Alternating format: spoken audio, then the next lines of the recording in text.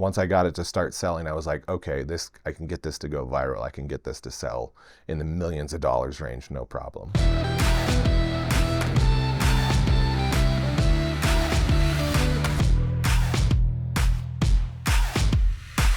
All right, welcome to the GrindCast. So in this episode, we have Jared Springer. Jared is a true entrepreneur and an author of the book, I'll Be Happy When, which is right here. Today, Jared will share his story going from broke to a $4 million exit in just 2 years, along with some of the lessons he learned, which prompted him to write this book. Since the exit, Jared has founded several businesses and is now involved in 10 businesses, generating millions in revenue. In the words of Jared, I build cool businesses with cool people. Welcome to the GrindCast, Jared Springer. Well, thank you very much for having me. This is awesome. I'm excited to have this conversation. Yes, we're so excited about this one. So tell us a little bit about what you do now. We'll get into the story later, but tell us a little bit about what you do. Yeah. Basically what I do now is I partner with really cool people. For a long time, I thought I had to do everything myself, and now I partner with my motto is like, I build cool businesses with cool people. That's like the PG version, but the normal is like, build cool shit with cool people, which is, I just want to have fun building businesses with my friends, people that I hang out outside of, a work environment. That's who I want to work with. I don't want to have a life that I hate, and so I get to hang out with cool people, and generally, how it works is, I have a business partner, we're buying businesses, we're selling businesses. If we just find one that fits the bill, then we buy it and we scale it and then we sell it or we hold on to it, one or the other. Yeah, that's awesome. And it's so cool what you've built now. I want to go back to kind of the beginning of this. And you share a lot of really cool stories in the book that I think is really impactful for people.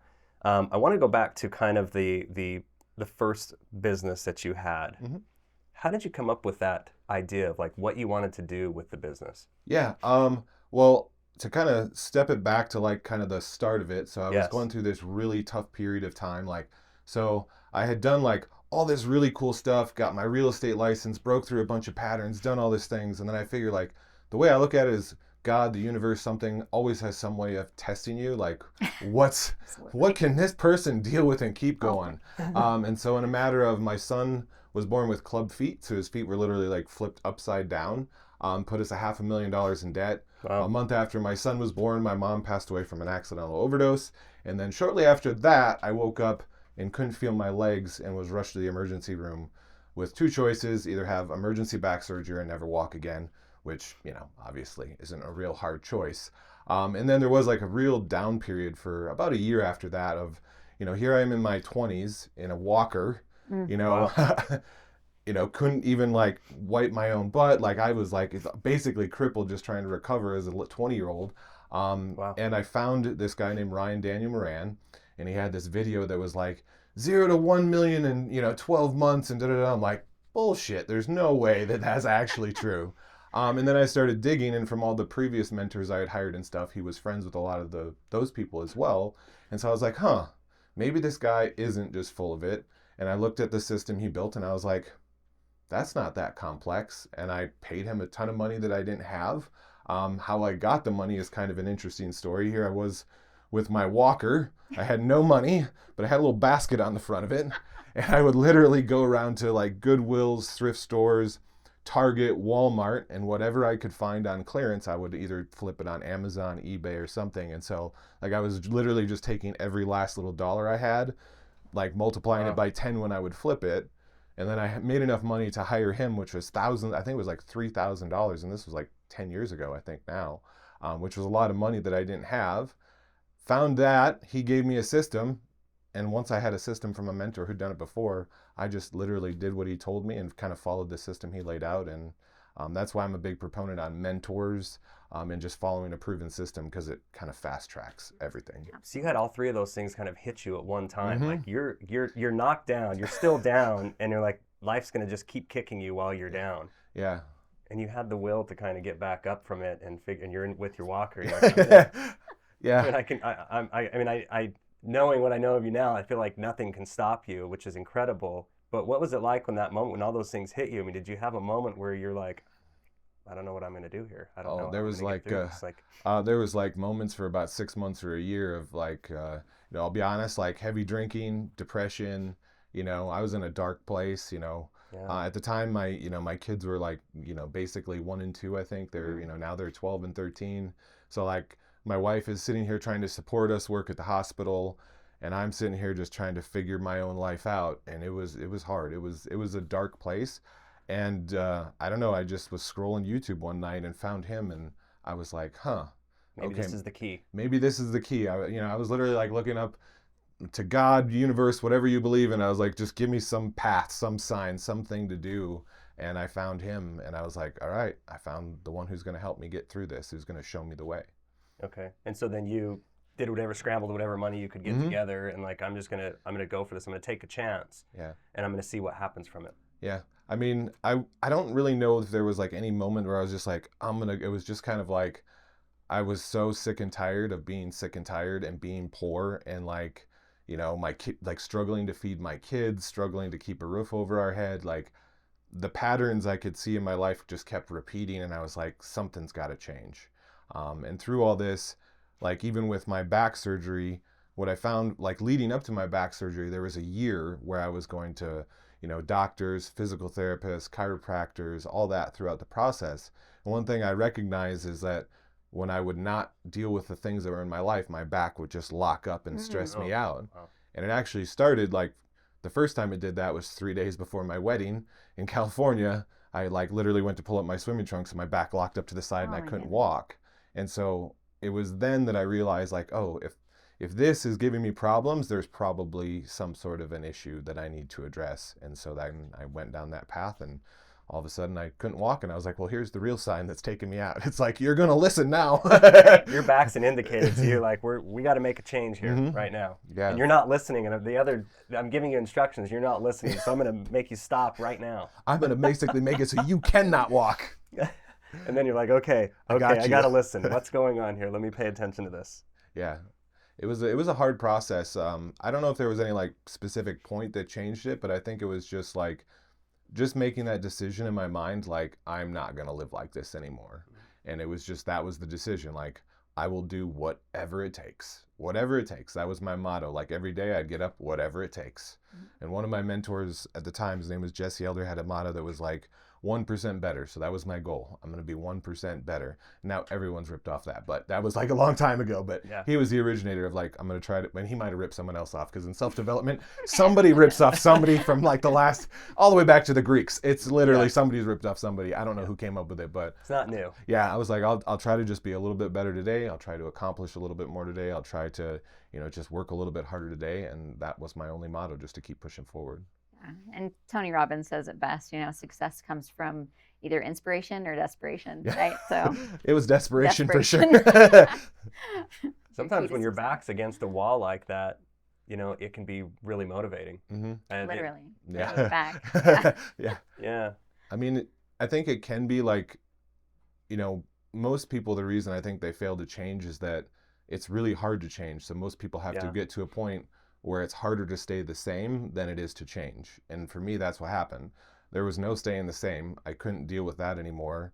I was basically, my back crippled me. They said, you can't, lift, you can't sit for very long. You can't stand for very long. You can't lift over 10 pounds. I was like, well, what am I going to do for work? And so literally the only option was like online business, e-commerce, something that didn't require this physical body, really. It just required this brain right here. Now, I'm very curious. Did you ever figure out what the underlying cause of the back issue was? So when I had back surgery, they said I have spinal stenosis, which is like a degenerative disorder, which most people have too, I think. I mean, it's kind of common.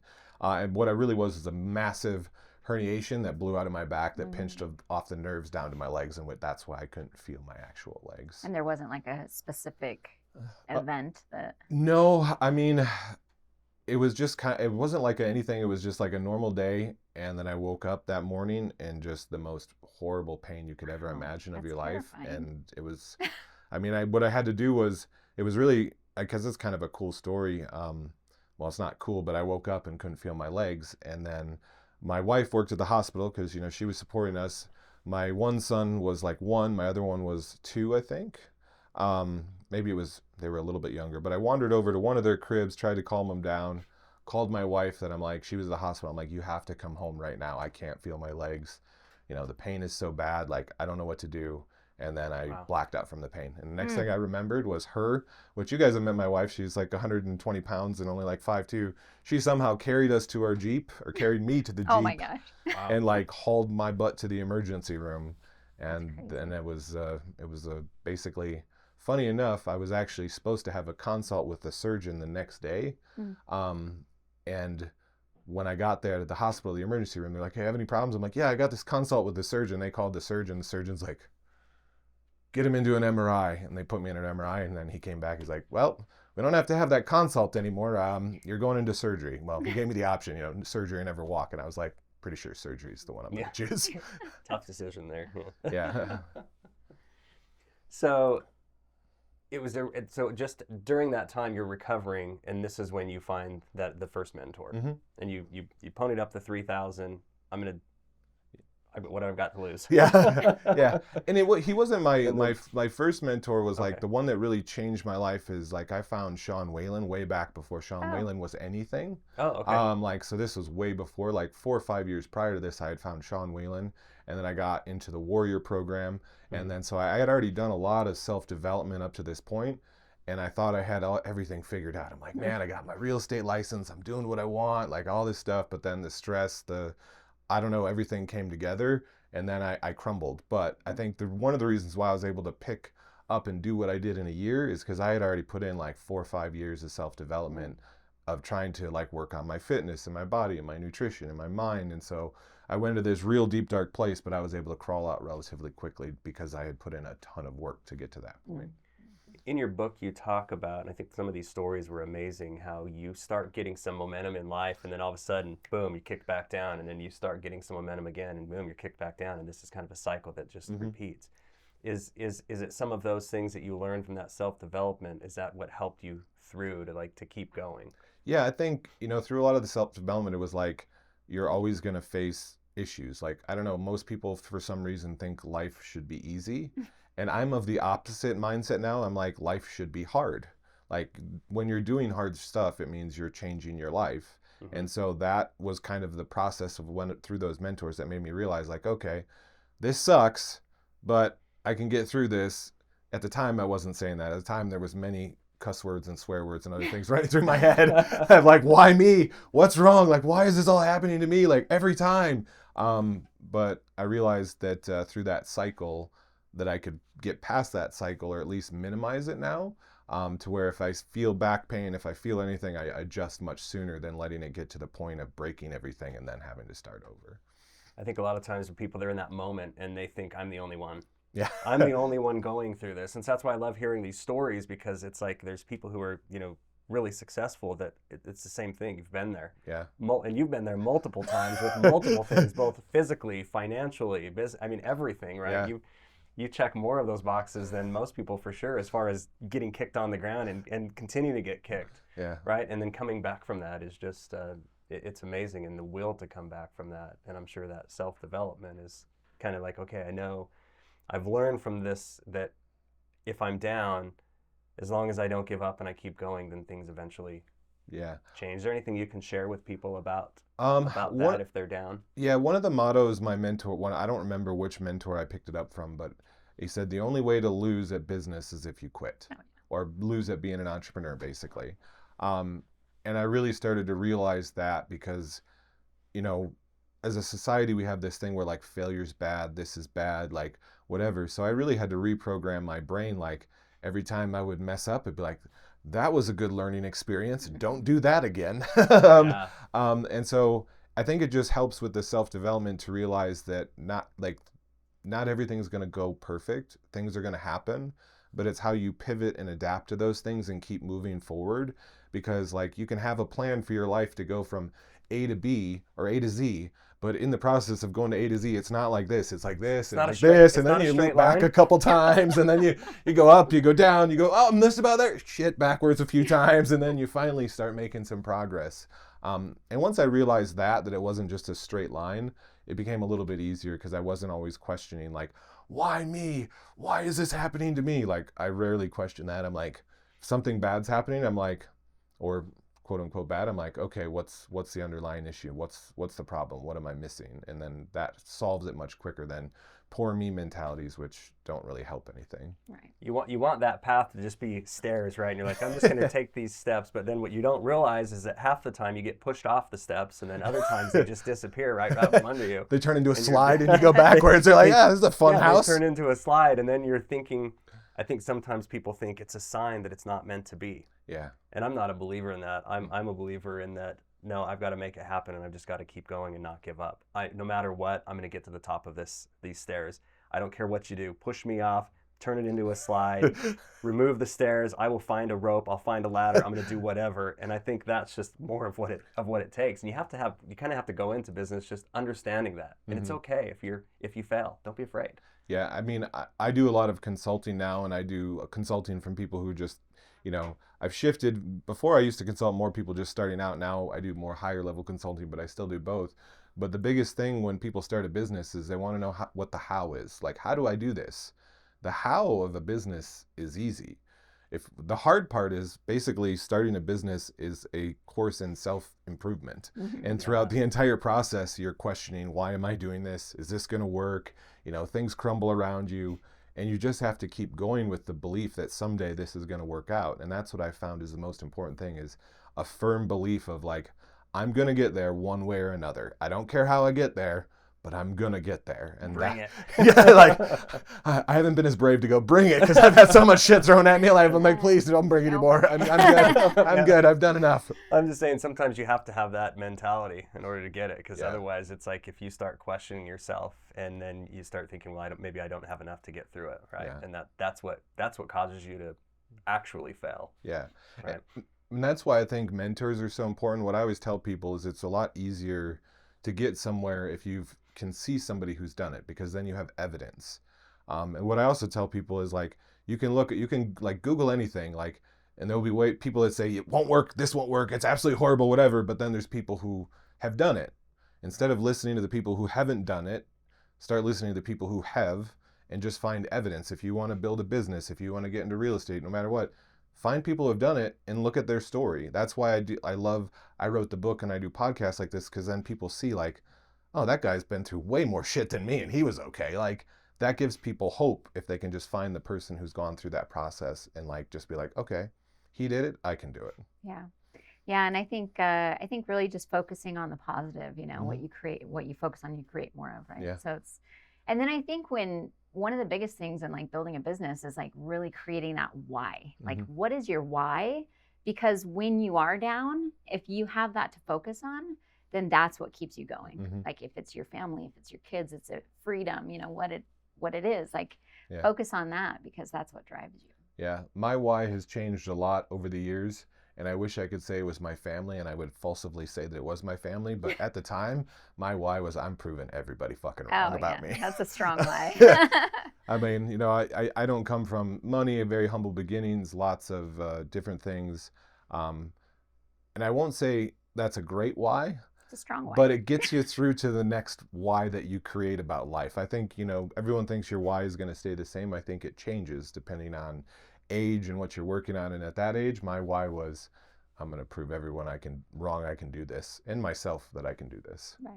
Yeah, that's awesome. So I want to get back to the business. So this is the one that you started, and then your first big exit there.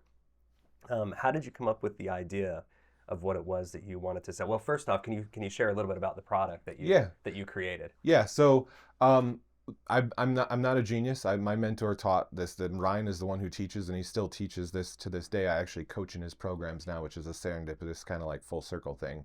But basically, pick a person that you want to serve and build products that would serve that person. So you're not necessarily just trying to pick a product that you think would sell, although you can do it that way, but picking like a person you want to serve and then building an entire brand around them. And so at the time, like last year, we had to put our chocolate lab down. She was 13 and a half, but through this whole process, she was like a puppy and, going forward. And I love dogs. And I was like, I could build, like, his thing was like, do something you're passionate about, which sometimes I recommend, sometimes I don't. But I was like, okay, I know dogs, I know dog owners. And so that's what I picked. It was called Happy Puppin, and it was a brand about dogs. And our first product was like, I invented those little silicone collapsible dog bowls that that's awesome. that you see I everywhere. love those. But at the time, I was too young and dumb that patents and trademarks and all this stuff was a thing. Now I'm much more educated. But one of the things I realized, though, was the price point was so low that I didn't really make much money. And so then I found another product that I didn't invent that was a little, it was like a dog bank where you like put the quarter in and it like chomped it down, and it like the whole thing like shook its butt and whatever. And I made a bunch of viral videos I got like with my kids. They're still on the internet all around. They got tens of millions of views. And that's where I started really diving into marketing and how to market businesses. And because I saw the effect of like a viral video with pushing it with paid ads, how effective it could be for a business. And that's the one that took me like the first few months of that business. I think it was like 4 or 5 months. I was just losing money. And I finally found something that hit. And I was like, all of a sudden I was like, oh, $50,000 a month, $100,000 a month, oh, $300,000 a month. And by the time we hit the end of the year, I was like, holy crap, I made $1 million this year. And I was like, that was pretty unexpected, like at the time. I love that. So I think a lot of people like have an idea of a product and like, okay, I'm going to take this product, and you kind of went the opposite route, and you go, I'm going to figure out who my customer is. My customer is a dog owner. I'm a dog owner. What things do I need? Yep. And I'm going to figure out something based on that. Yeah. That's genius, and that's simple for people to follow. And then you tried. Sounds like you tried a couple different products. Yep. You had the collapsible one, and then you had the other that went viral. Yeah. And then we turned it in. What we found, as like our original purpose was to like serve dogs, but then just through selling those dog banks, we found that dog owners would spend more money on themselves because most people are selfish, let's be honest. More money on themselves, but say it's for the dog, if it's like a dog themed pillow or earrings or purse or like there's and so we made a niche out of that.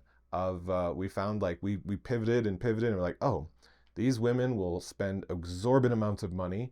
It was mostly women because it was like jewelry and purses and pillow covers, and we did have some men who bought from us, but mostly it was women. And they would just spend tons of money because they love their dogs so much. And that's what we built the business off, was just serving dog owners, not necessarily dogs in the long run. So it was a very interesting kind of pivot. I love that. In your book, you share a story of, and it's just before Christmas, and you have all of this product that you have to ship out. Was that for this business? Yep. Can you share a little bit about that story and how you solved that problem? Yeah, so I'm a big proponent in people, and it will make sense as I tell this story about why people are so important, on why I'm constantly trying to like figure out the right people that are in my life and things like that. But basically, those dog banks, I had spent like I don't remember, it was in the $20,000 some range to get it air shipped, because it was like right before Christmas. I needed to ship out all these things. I think I had like 7,000 orders or something like that I had to ship out right before Christmas.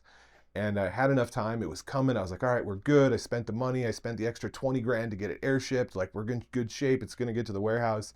And then it got stuck in customs. And it just sat. And it just sat. And it just sat. And I kept calling. I kept like, what's the issue? What's the problem? If you've ever dealt with customs, it's like speaking to a brick wall. They don't care about you. Finally, we were at the point where it's like it had to ship out the next day to me. Otherwise, I was going to have to refund, I think it was like $500,000 in pre-sold product that would bankrupt my company. And I was literally on the verge of a heart attack. Like, like my heart's like beating. I'm like calling. I'm like, can I please speak to a manager? Please speak to a manager. Finally, they're like, I think they just got tired of me calling. They're like, we'll let you speak to the whatever. And like, I got on the phone and I was just the most genuine as possible. Like, this is going to bankrupt my business. Like, I'm not one of those big guys. Like, I'm going to lose everything. I'm almost having a heart attack. Like, what's the problem? I'm like, if there's a real significant problem, like, cool, let me know. Like, we can try to solve it. But if there's no problem, like, why is it just sitting here? And she was like, I don't know why it's been sitting here for 2 weeks. And I was like, oh my God. Effing kidding me? Like, come on, man. And she was like, we had a good little conversation. And she's like, I will foresee that it gets shipped out today, because there's nothing holding it here. There's no reason. I was like, okay. But then I had a new problem. I had to ship out like 7,000 orders in December in Wisconsin in the middle of winter time. And I was like, what do I do? What do I do? Luckily, one of my jobs where I was younger, where I actually met my wife, was at Target. And I was a manager there, and I had this whole Albanian army, the most amazing people in the world who were just great workers. And all it took was one phone call, because I treated people so well. This is why I always treat people well. And just, I'm so a proponent of like, people are what makes businesses in the world go round. I made one phone call, and I think I had 16 or 17 Albanians at my door the next day. Truck comes in, backs up. Wow. Dropping pallets. We have a production line. There's like all these kids running around, because these are all like, a lot of them are like the moms that take care of the kids while the dads work. A lot of these people called into Target basically to come help me. And we literally called in sick? Called in sick to Target because they had to work, and they're like, oh no, probably because I was paying them really well cash. I mean, let's be honest here. Like, they really wanted to help, but that was probably part of it too. But they came, and we got like 7,000 orders out. And the hard part was like, we had just dropped the load from FedEx. We had scheduled and this is at my tiny little house in Wisconsin, in the middle of wintertime, and we're like doing it in the basement, and like the whole house is just nothing but pallets and boxes and like everything all around. It was one of those split levels, so like the garage was here, and then there was a basement. So like we had the garage full, this full, all the kids were running around upstairs, and then there was a snowstorm coming in. Yeah. And I was like, the United States Postal Service driver, or the postmaster, whatever they're called, the head person, calls me and was like, we need that stuff. We're going to send a truck right now to come pick it up. I'm like, we just got it here. Nothing's boxed and ready to go. Like, oh. So they sent a truck to come pick it up. And I was like, the guy there, like, I'm a pretty big dude. I'm like 6'4", pretty imposing. And he's like, we need to load this truck. I need to get on the road. Me and him had some stern words back and forth, and then he ended up helping. I may have given him a little money. I'm not going to lie. Leaving. I don't think that's in the book, but I may have given him a little bit of a bribe to stick around. But hey, when you're in a tight spot, sometimes money talks. And eventually he started helping us out, wrapping pallets. We got it all loaded up. We packaged I think it was like 5,000 or 7,000 orders in one day. Wow. Filled up an entire 53-foot trailer with stuff. And then at that point, I had been up for 3 days straight. And after that, I collapsed and just basically passed out in sleep. Oh, my God. How long had the business been open since from? I think it was about a year and a half, maybe 2. It was in the first year or two. I mean, it was pretty close, like the first half year to full year. Like, I'm trying to remember. It's probably like in the first 18 months. I don't remember where exactly it fell in that timeline. But it wasn't too far into it. Wow, that's incredible. So this product that you had, was it one that you developed, or was it one that you found and you modified it? So it was just one that I found. Funny enough, my aunt sent me a video of it. She's like, oh, this is a really cool product idea. She had saw it somewhere, and she was the one who I saw it, and I was like, I'm pretty sure I could sell that. Like, that could work. And so I just picked it up, and it took a little minute to get it, but once I got it to start selling, I was like, okay, I can get this to go viral. I can get this to sell in the millions of dollars range, no problem. And I just had that ultimate belief that I could do it, and it happened, and I was very thankful. Find a customer, find a product. Doesn't even need to be your product. Yep. But figure out how to market it. Yeah, marketing's a big part of it. Yes. Like, finding the specific angle of how you're going to market that product is what I've found is key to selling the product. Getting it in front of the right people, the right angle, the right marketing angle that's going to just tick all the boxes. How did you learn that? I've been doing Facebook ads for basically since they started for I used to do them when I was a real estate agent.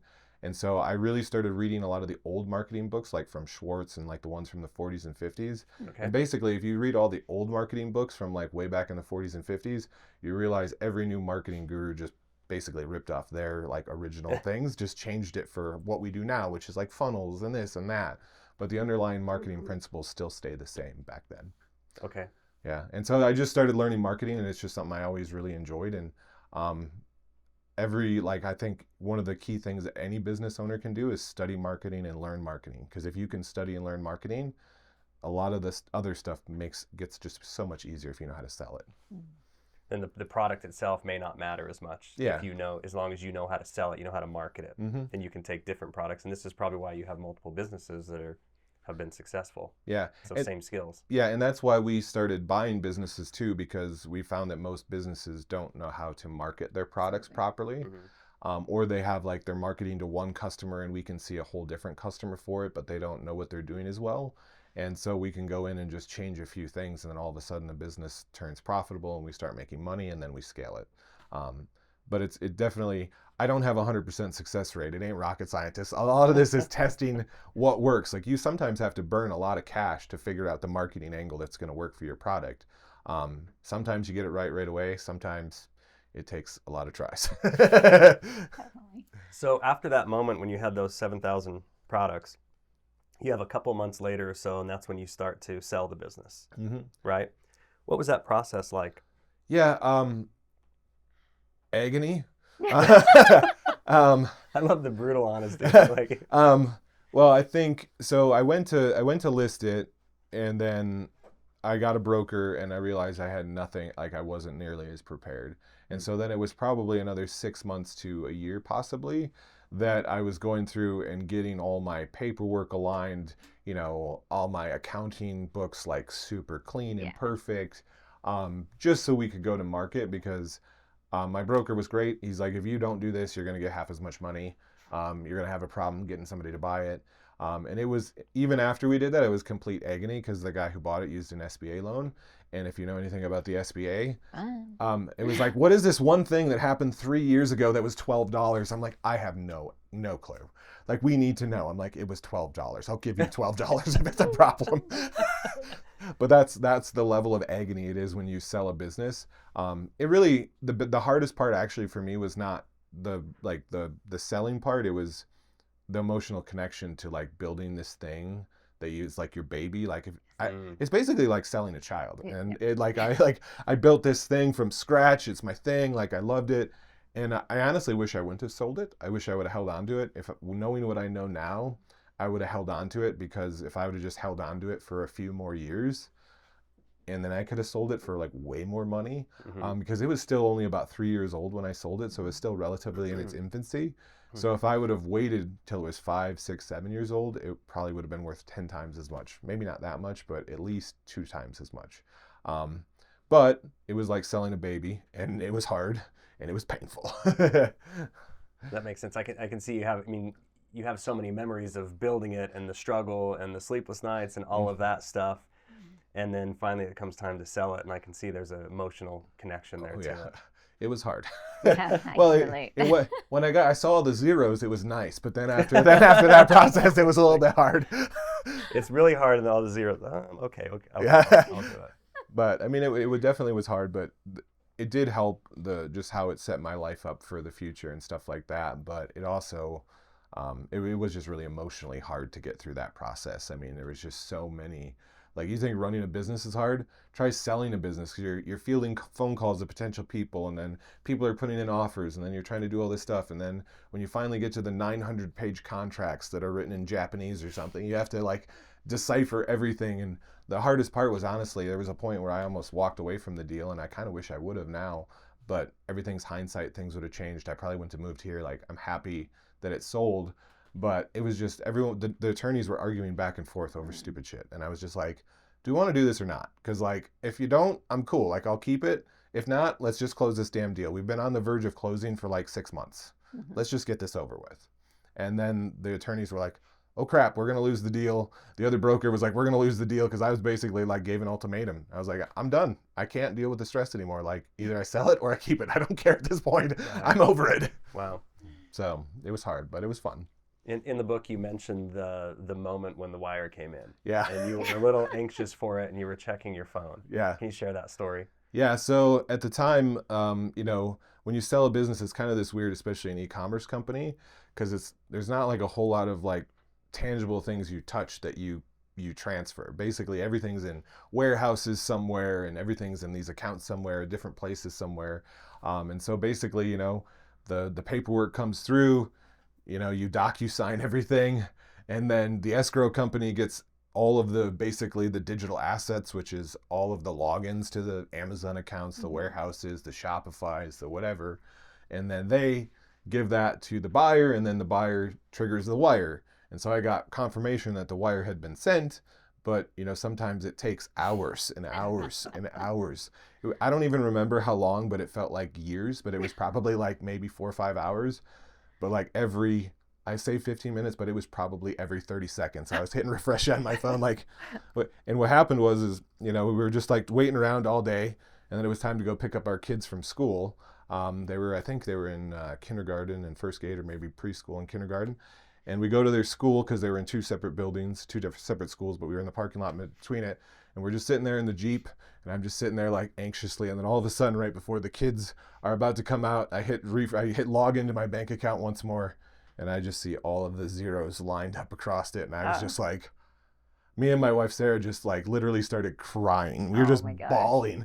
We're just like, oh my God, the 3 years building that business, but I had been an entrepreneur for 10 years before that with side businesses, things. So like, think like 13 plus years of build up to this point of like having an exit, and all the emotions come down. We get out of the car, we're a mess. Tears are running down the faces. Our kids come running out of school, all happy to see their parents. They're like, what's going on? You guys are like, we're like, it's good, it's fine.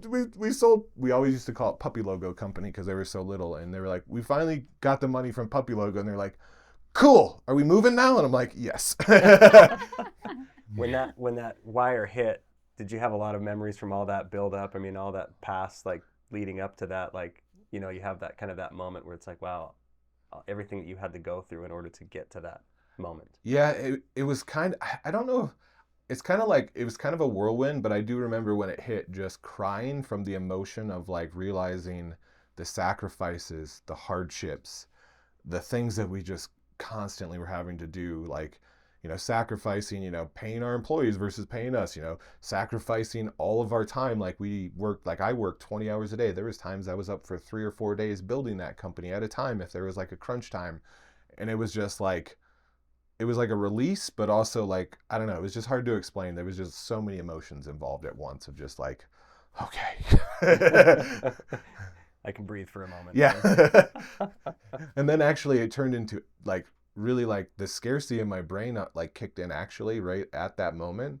Because, like bank accounts are only insured for like $250,000. So like the first thing I did is like picked up the kids from 3:30. I went straight to the bank and started wiring money to different accounts. Because I was like, okay, well, we can't have like $4 million just sitting in this account. We need to like, now we got to move it to other places. Like it was like such a hurry.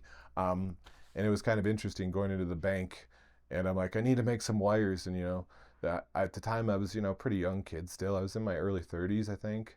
I was in my early 30s. And I'm just like, I need to wire some money. And they're like, how much? I'm like, $1 million to this one, $1 million to this one, $1 million to this one, and $1 million to this one. And the cashier looks at me, and she's like, and then she sees the deposit, and then she's like, I'm gonna have to call a manager over. And I'm like, I'll give you my ID. I can explain the situation. Like, we just got to move some money away from here real quick. They're like money laundering. Yeah. They're just like, you get all this money and now you're moving it to other banks. I don't like that. And I was like, well, I'm keeping some here. It's just a protection thing. It was a smaller credit union. I just didn't like not having that much cash sitting in one bank.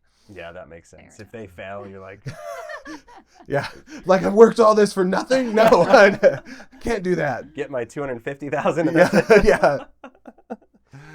So from what was life like from that point forward?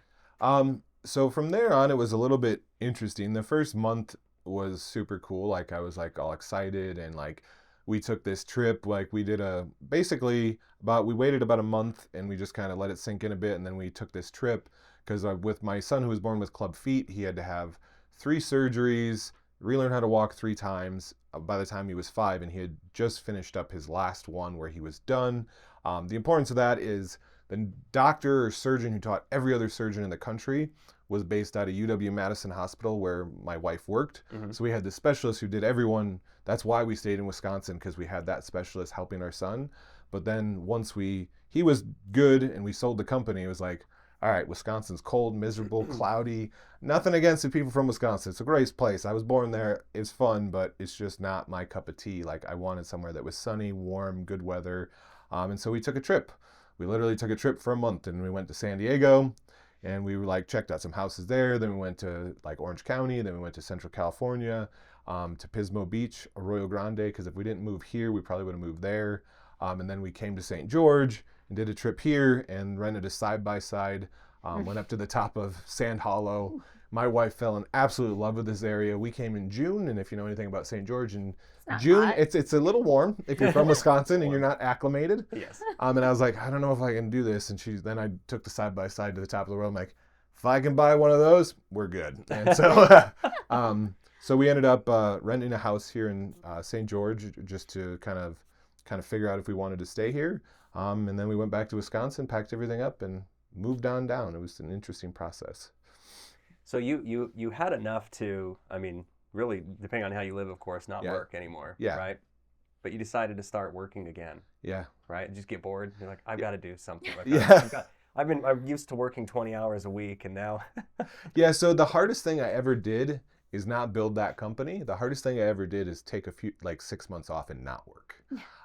Like literally, if all you do, like, you know, my dad was the oldest kid of 9 kids on a farm in Wisconsin. Like, I've been working since I was 6 years old, like every single day. Like, I don't know how not to work.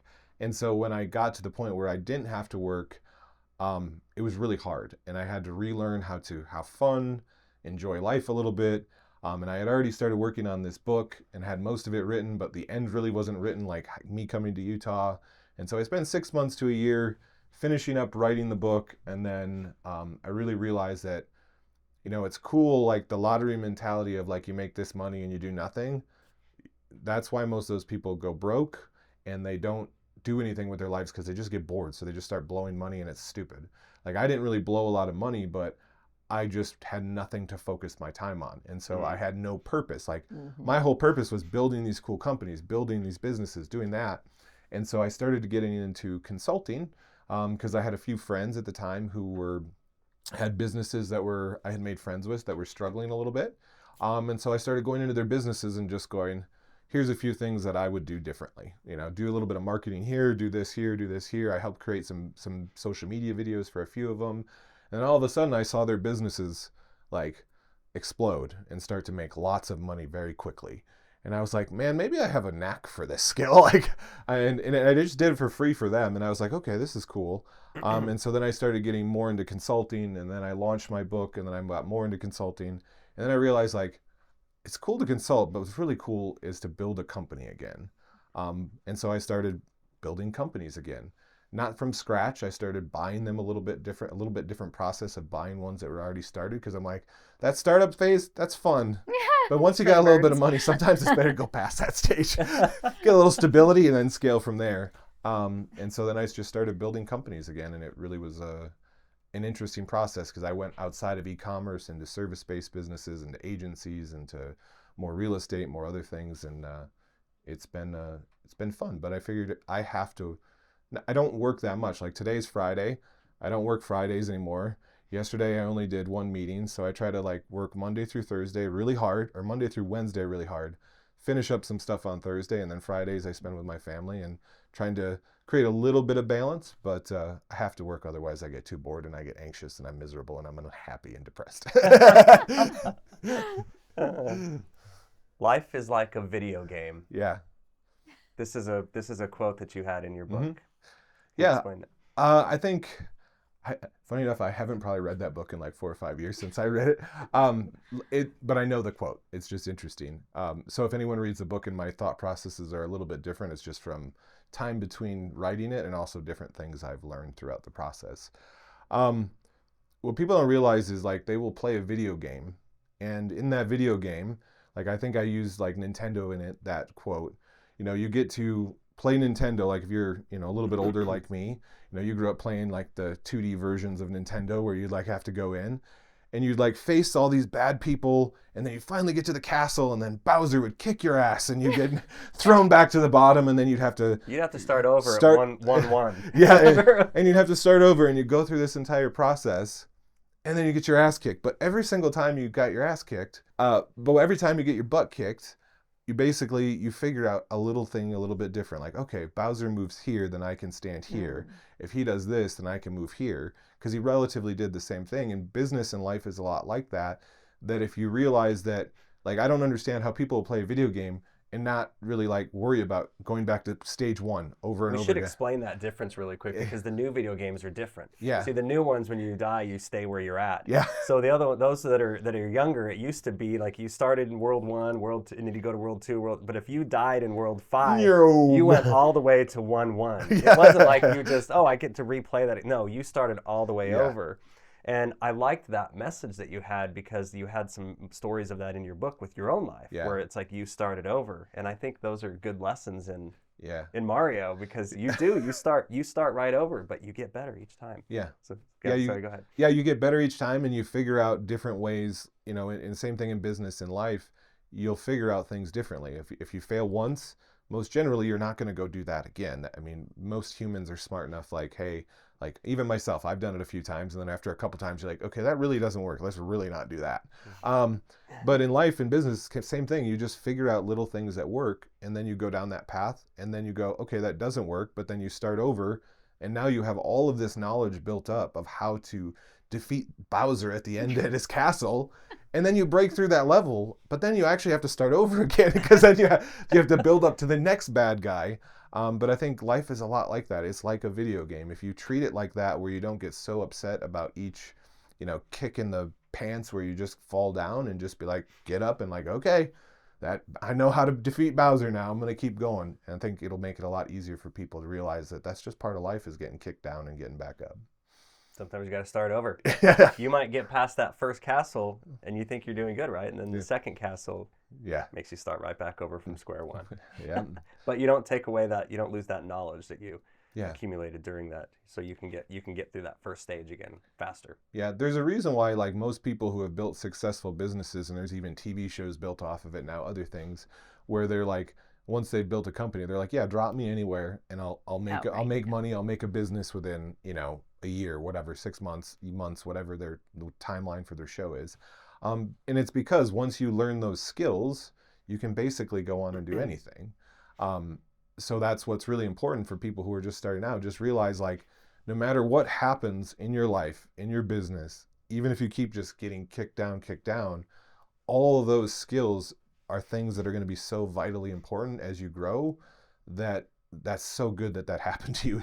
Even in the moment, you're like, this sucks, but down the road, I guarantee you will look back and go, I'm glad I learned about that issue with that person, with that thing, because I know I'll never do that again.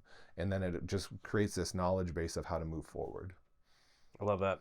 If somebody's watching this and they've got a business, but they're kind of stuck, and they're not sure how to move or get to the next level, any advice that you could give them? Go find someone who's 10 stages ahead of you and ask them what they did. That's literally all I do with anything, is just, and this is a hard skill for most people to get, is to humble themselves enough to take advice from other people. And I've gotten really good at playing dumb and listening to people who are smarter than me. One of my, what is it the saying? Like, I know what I don't know. And so if your business is stuck, any business that gets stuck at one point, and even one of the businesses I bought in here in town, when he came to me to buy the business, the owner told me, I know I am the problem. I know I'm stuck for a reason. And he was completely right. And most businesses that are stuck in any place, it's because you don't know what's going to get you to the next stage. What got you to $500,000 a year won't get you to $1 million. What got you to $1 million won't get you to 5. What got you to 5 won't get you to 10. Every single stage, there's a different process or really mindset you got to have. So you got to go seek out those people who have done it, so they can be like, hey, yeah, that thing, if you just do these few little things, you'll probably be able to scale the business. And somebody who's done it can look at your business in a couple hours and go, that's what I would do. And then you're off on a whole different trajectory. And you probably never would have even considered it, right? Yeah. Because you just don't have that experience. It's like a little cheat code in Mario. Yeah, that's like the little game pack. If you remember the old Nintendos, like you could stick inside the game inside of it. That's the cheat pack thing that you put in there. But that is literally what I would recommend to anybody, no matter what you are doing, whether it's real estate, e-commerce, even self-development, anything you do, go find somebody who's done it, because it just shortcuts the process from like this to like this. Because you're not making the mistakes that you would make. They're giving you the exact game plan of go do this, go do this, go do this. And I'm cool with that, because I'm humble enough to realize, like, I would much rather just get there faster and not lose money and time and energy to get there. I'd much rather just pay somebody and avoid all those problems to get there. How do you find those mentors? I've really been like consciously working on my network of people, because what I found is that people are the key to everything. So one of the big things I'm really big into now, which is only in the last few years that I've really gotten really big into, is like masterminds. And that's like literally you pay a ton of money to get into a room with other people. But like the masterminds I'm in, we rent massive mansions in really cool locations and bring in private chefs. And like the last one we did in Austin, we brought in a guy with a Family Feud setup, and we played Family Feud together and drank cocktails, and it was a business write-off. Like, it was great. But at the same event, I met John Mackey and got a signed copy of his book, who's the founder of Whole Foods, who knows Jeff Bezos personally, and I got to meet him. At the one before that, I got to meet one of the founders of Kajabi, who's worth like $4 billion. I would never get in those rooms unless I paid to be in there so I could learn from those people. And that has been the key to my growth all along, is just paying people for their knowledge. Like I'm smart, but I'm not that smart. But I'm smart enough to know that that person knows what to do, and I'll go ask him. So mentors, like one-on-one, and then masterminds. Mm-hmm. How much are the masterminds roughly that you some of them are up to like 25,000. Okay. They're pricey. But no matter like where you're at, there's always a mastermind that's there.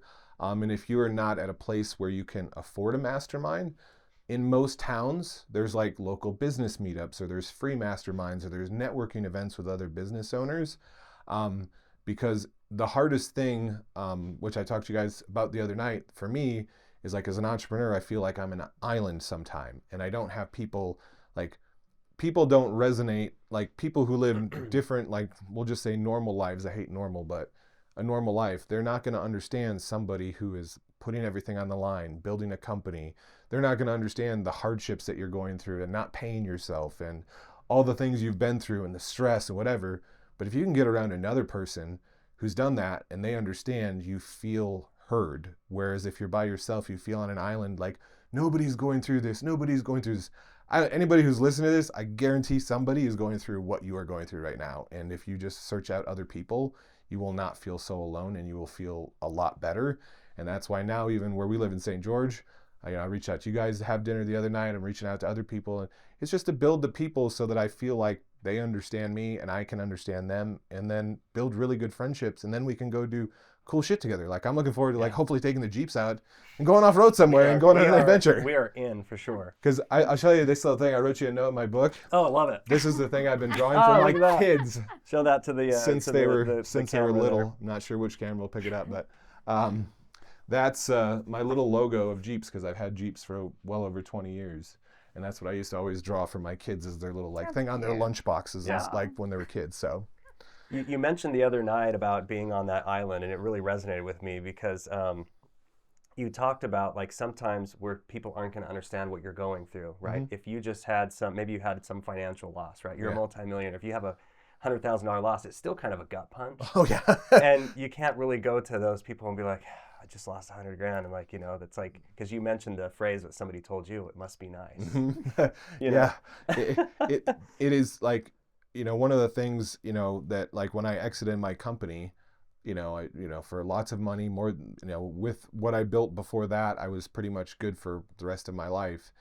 And I was utterly miserable. Like, who do you talk to? I'm rich. I have money. I can do whatever I want, travel wherever I want to go. Like, but I'm so sad. People are going to be like, yeah, poor you, a-hole. Yeah, you could go do whatever you want. Go drive your nice fancy car and go do something. But they don't realize that the relationships and being heard are so important. And it's so hard if you don't have other people who know what you're going through. Yeah. So like, like even if I lose $100,000 on a business deal, like it sucks and it hurts and it's hard, but somebody who can barely, make it, they're going to be like, oh, it must be nice you have $100,000 just to blow it. It's like, well, it hurts me just as much as it would hurt you. It's no different, but they just don't understand it because they've never bet on themselves that much, that they don't know what it's like to fail that hard on themselves. They're always blaming the world on stuff, which that's where the disconnect, I think, usually comes in. Right. Whereas if you lose $100,000, you're blaming yourself. Yes. Somebody else who doesn't have $100,000, they're blaming the world, the politicians, the government, whoever they can blame, which does not help anything. But when you do it yourself, you're blaming yourself, and that's way harder, I think. I heard in one of the, it might have been a book or so, but it talked about, your friend group, and like you need to have a few people that are above you, mm-hmm. and then you need to have some that are below you that you're helping to mm-hmm. pull above. And that resonated a lot with me, because most of my life, my friend group I was the one that everybody looked to. Me too. And then, you too, right? You kind of get, I think when you are on that path, you have your friend group, your friends and family, and you kind of go on this other path, and you just start, climbing, and you don't realize that you need to increase that friend group. You need to level up a little bit, right? There's still things you love them, but there's things that they can't teach you anymore. Yeah. And you want those who want to be lifted up, you want to help pull them up, but then you've got to find somebody else that's going to help pull you up. And I think that could be hard at sometimes. Yeah, it's very hard. Like, I was very much like you. I tried to help all my friends start businesses and lost a ton of money and some friendships in the process, just trying to pull people with me. But I learned that I still have tons of friends who from 20 plus years ago that we still talk, text whenever I'm in Wisconsin. We have a beer, we hang out. So you can have friends that are below you, and I don't mean like, I hate that term, like below you, but that that you're trying to help pull up. Yeah. But I think it's essential for me. What I find is it's essential that I have to have people way higher than me to humble me to realize that I ain't that hot shit anymore. Like when I started getting in the worlds of like private equity and stuff, and they're like, we don't touch a deal under $50 million, and I'm like, okay, well, I ain't stuff in this situation. So it's funny to me. There's all these levels. Like you think, like if it takes somebody who has 100 million or a billion, right? And you think they're at the very top, but compare them to Elon. Yeah, they got like Elon's got like 100 times. Yeah, Elon, right? Elon's like $1 billion. I spend that 200 or 300 times, right? Like that's insane. Yeah. But I like that where I think people should shoot for that, to have some friends. Find friends that are in a place where you want to be. I think you always have to have that, and you always have to be leveling them up. And the thing that I've found is those people that are in a good spot are always really open to new friendships. Like I think before I used to think that, well, I have to be on their level in order for them to be friends. You know, if I don't have 100 million or 15 million or whatever, like they're not going to want to talk to me. No, it's more about what your motivation is. Like if you're in that grind and you're trying to better yourself, like you respect that. Yeah. Right? Because you remember being there. Yeah. Yeah. Right? And you're like, I appreciate it. It's the ones that don't want to try anything. Yeah. You don't respect them. You don't want to you don't want to be friends with them, right? Maybe you still want to help them, but that's not going to be part of your group. But those who like, I'm hustling, I'm doing whatever, regardless of what they have, like that's the thing that you respect. I love when there's like, it doesn't even matter the age, but people who are just coming up and I can see they're really hustling and trying to do things, and they reach out to me for help, but they're so scared to reach out. But like when I see someone like that, I'm like, yes, absolutely. Like, there's been so many people way above me that I have reached out to that luckily they answered the message, they answered the phone, they answered the call.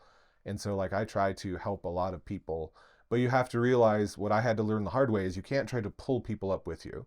If the friends that you have are not wanting to go on the path of building a business, improving themselves, that sort of thing, you can't pull them up. I learned that the hard way. They're going to stay where they need to stay. But then I had other friends who, as they watch me rise, they're like, hey, can you help me out? And I'm like, absolutely. But they have to make the first step to want to change. And then I have other friends who are, for 20 plus years, have no interest in business, work a normal job, don't care. We're still great friends. It doesn't matter.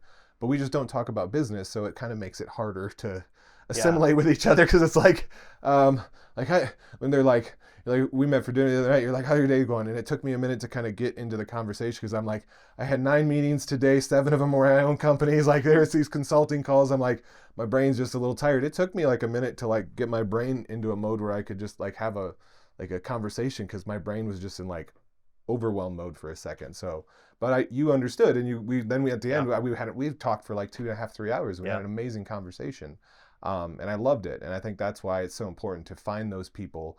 And you really have to, like, I have to put myself outside my comfort zone to reach out to you to do this podcast or to go to dinner was outside my comfort zone. But I'm having to do that because I'm trying to choose who I'm friends with, not just whoever I meet along the way, because I want to be strategic of like, these people, they have really good personalities. They've gone through the things that I've gone through. They've done the things that I've done, and they like doing cool shit. So this is awesome. For sure. We're glad that you did. Yeah.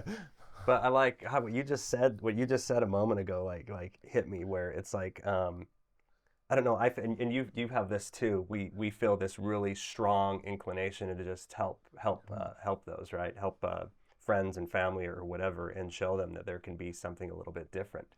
And you want that for them, but then it's hard when there's some that like they don't think there's no desire for those, and then and you can feel kind of frustrating for a moment, because you'll see them struggle, and they continue to struggle, and like the only thing that changes is time, right, for them, and there's nothing there, and it's hard to say, take that step back and say, well, I'm here if you need, but you're on your own path. Yeah. I get it. So that hit me. That hit me hard when you said that. Like that makes sense.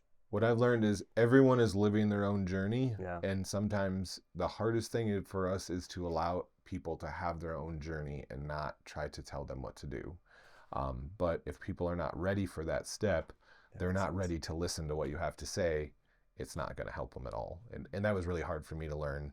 But it was just after I burnt a few friendships of like trying to pull people up and then building businesses together where I brought all the funding, I brought all the knowledge, I brought everything, and they did nothing. And then I was like, well, I'm doing everything. Why do you not want this? And they're like, no. And I'm like, well, I was stupid then. Why do we even do this? That makes sense. But you had that path where you're like, I'm doing well now, and I want all my friends and family, I want everybody else to do well as also. And that part can be challenging. Yeah, I love it. Got to let people enjoy their own journey, and life becomes a lot simpler. It's easier said than done. What's a day in life look like now? For me, so my days are pretty much, well, Monday through Wednesday I work pretty sufficiently, but I'm not, like most people would be surprised, I'm not a morning person. So like You're not getting up at 4 a.m.? No, not. That means there's hope for me. I try. So one thing, there's a gray area in context of everything. Some people won't get up at 4 a.m. or 5 a.m. because they're just lazy and they lack discipline. And then there's people who are generally a night owl who perform better at night. So my entire life, even when I was younger, I worked second and third shift in jobs. And then when I was in business, because I had little kids, I would work all the way through the night, basically, to build my business while my kids were sleeping. And so I was very much a night owl sort of person. And even when I was a little kid, I used to sit up till 2 or 3 a.m. with my grandpa watching movies because I was always a night owl, and that's where I'm the most creative and whatever. So I generally start like kind of calming down for the night for like 10 o'clock, and I go to bed at, usually midnight, 1 a.m. And then I get up at, 7 a.m. every day. I really actually try to work with the sun. So I try to get up like when the sun is rising. For me, that just seems to work. It works with my body. I feel more comfortable when the sun comes up. If I have to get up when it's really dark outside and cold and miserable, I'm like, fuck this place, I'm over it. It's just the exact thing that goes through my mind. But I do, whether it's Monday or a Saturday or Sunday, generally, I pretty much get up at, when the sun comes up every day. Usually, right now, it's around like 7-ish. And then from there, I get up. I have a green smoothie every morning. It's something I learned from Warrior way back in the day, like 15 years. I still have a green smoothie, just greens every single morning. Coffee, spend a little time with my kids. I work out. I have a home gym and another gym. And then the rest of my day, I'm very much I run my life by a calendar. Every single thing in my life is in my calendar, hour by hour by hour. And if it's not in there, it does not exist. And so I literally live by my calendar of what's in there. Until the day's done, and then I spend time with my kids. And then usually I always make sure that every single night I have dinner with my kids, unless I'm going out to meet somebody else for dinner. Then otherwise I have dinner with my kids. And every single night I try to read with both of my boys who are about 12 and 13. Like right now with my almost 13-year-old, we're reading Rich Dad, Poor Dad. From and it's the same copy that's all yellowed that I've had for 20 plus years. And he reads a little bit, I read a little bit, then my kids go to bed, and then I usually spend some time with my wife. And my wife is a morning person. Like she goes to bed at like 9 and gets up at like 4 a.m. and goes to the gym and does her thing. But then I spend my time at night either creatively working on stuff, reading, doing whatever. But that's pretty much my normal life. And then we love to, on times when we can, we'll go to the beach or go hiking or biking or dirt biking or ripping the TRX or the Jeep or the side-by-side out in the desert. That's the fun times. I love it. Where can people find your book, and where can they follow you? So you can find my book on Amazon, Barnes & Noble, Audible. I even did the Audible version myself, which is not fun, but we got her done a long time ago. So you can find that there. You can follow me. Just look on Jared Springer on TikTok, Instagram, Facebook, all the places. I post some business stuff. A lot of my stuff is just fun adventures and cool things that I find along the way. Yeah. Awesome. Thanks so much for coming on, Mr. Jared Springer. Thank you, Christian and Danielle. It was a lot of fun. Thank you very much. Cool.